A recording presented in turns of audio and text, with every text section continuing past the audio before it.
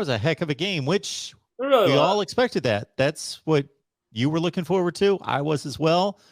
The game, Didn't we get talked about all the history behind the two schools with, the two head coaches having very similar places in their schools, legacy and tradition. And we talked about, as you mentioned, just 2 of 9 programs with 900 wins and all the pomp and circumstance of the event and the spectacle. But then the game delivered.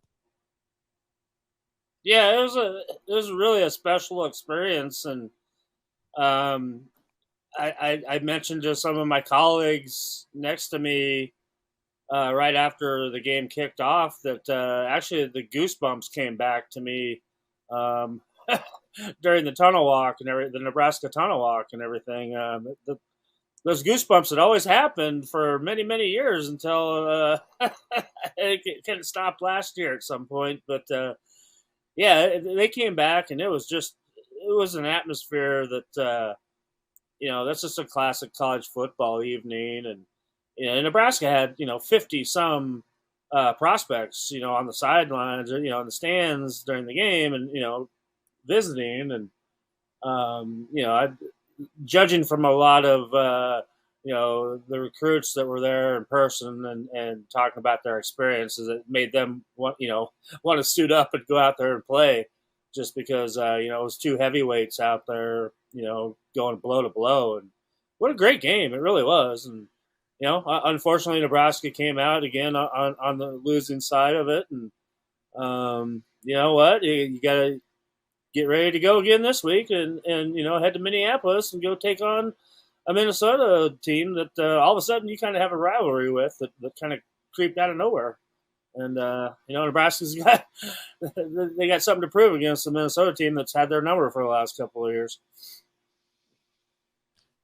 It was kind of odd to listen to Scott Frost after the game, because I alluded to one comment right at the start of the show here, because some of it sounded very, very hopeful, and some of it sounded kind of mixed with obviously disappointment. You work that hard, and you see your team grow that much and develop and get better and play toe to toe. Really, there was no way to separate those two teams.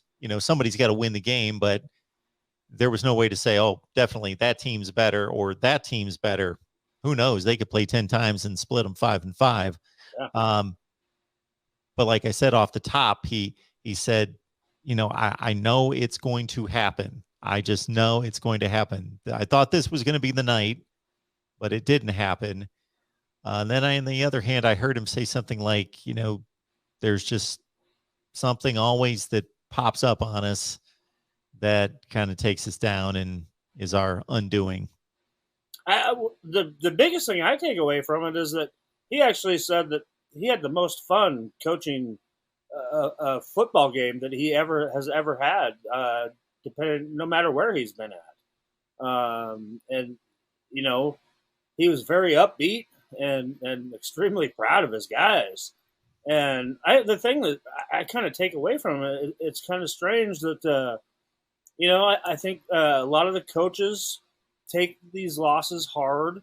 Obviously, us in the media take it extremely hard.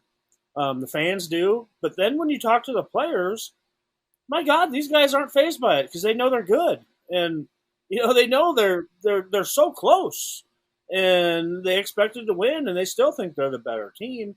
We sit down with several of them on Sunday. I mean, not even 24 hours after the game, and they're joking around and just extremely positive and a very confident football team. So yeah, I mean, and I think Scott Frost knows that, and that's the way he's groomed these guys. And there's just it seems like there's just that one little hurdle that they just can't get past and put it all together. And you don't want to point blame, but there was a lot of bad calls in that game by the officials. And I mean, even Jim Harbaugh in his post-game comments couldn't stop complaining about the officiating, which was very strange. And he was all over the officials, seriously, up and down the field every play. He would go from one official to the next official.